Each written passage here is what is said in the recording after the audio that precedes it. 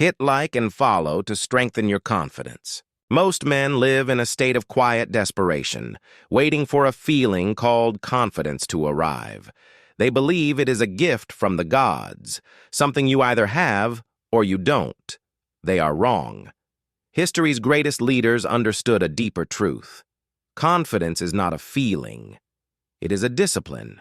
It is built through action, forged through discomfort, and strengthened through repetition. It is a fortress you construct stone by stone while the world sleeps and excuses are made.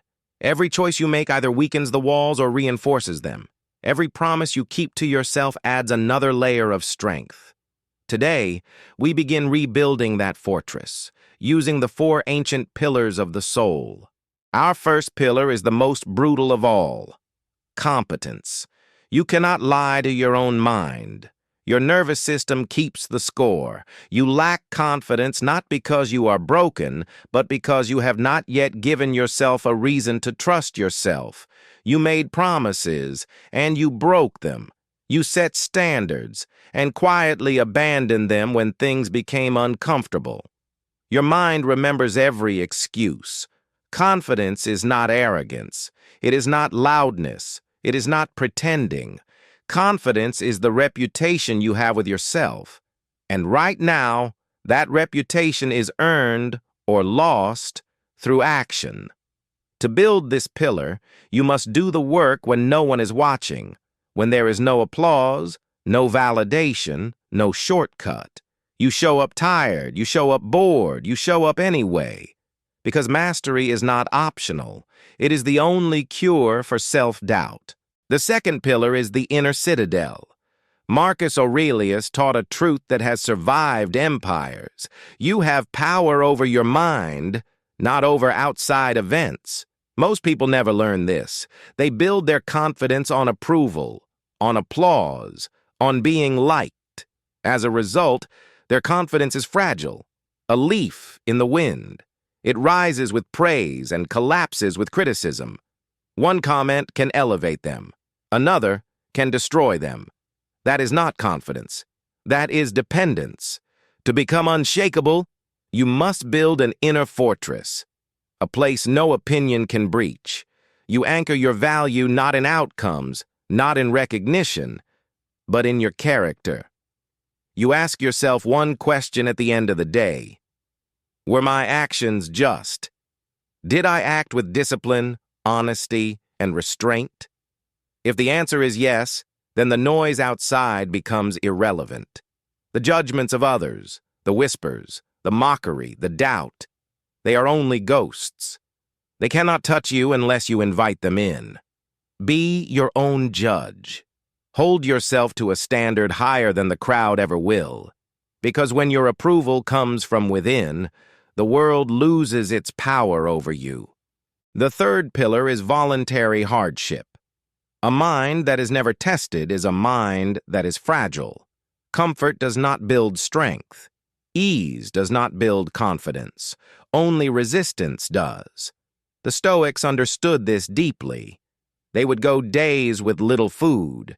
They would sleep in the cold. They would deny themselves comfort, not because they were forced to, but because they chose to. They trained for hardship before hardship arrived. Why? Because suffering, when chosen, becomes instruction. It teaches you that discomfort is not death, that pain is not the end, that fear is survivable. Every time you invite hardship into your life, you prove something to yourself. Cold showers, grueling workouts, difficult conversations you'd rather avoid, moments where quitting would be easier. Each one is a small death, and each time you endure it, you come back stronger. Your soul learns a quiet truth. I can survive this.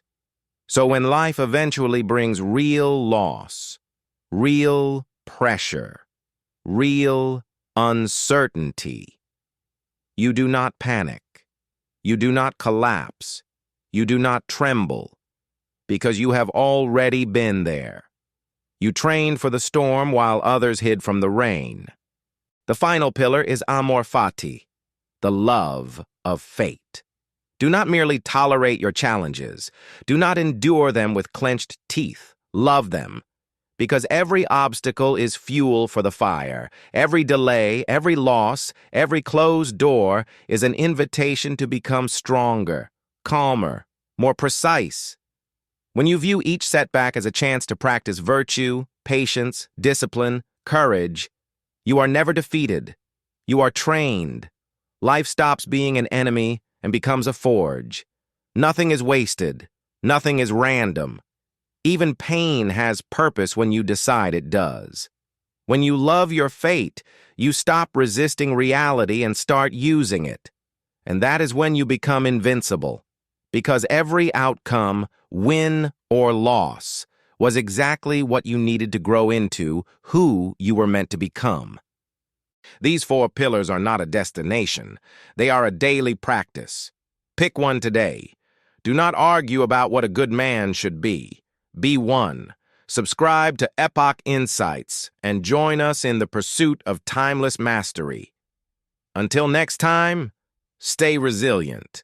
If this message helped you support the work, click like and follow the channel for the next lesson.